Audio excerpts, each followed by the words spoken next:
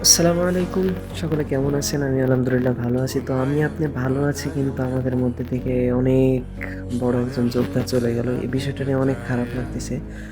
বাংলাদেশের ১৭-১৮ কোটি মানুষ সকলেই তার দিকে চেয়েছিল। হাতে গোনা কিছু মানুষ তার জন্য বরদোয়া করেছিল। আল্লাহ তাদেরকে হেদায়েত দান করুন। তো তাকে আসলে চিনতাম না।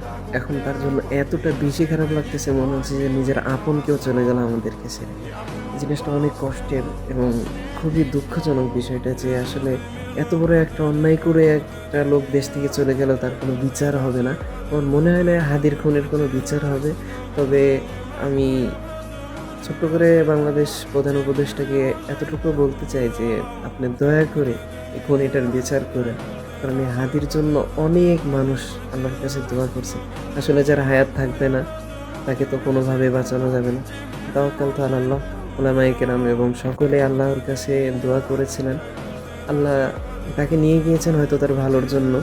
না হলে পরিণতি আরো খারাপ হতো। পরবর্তীতে তার বেঁচে থাকাটা অনেক কঠিন হতো।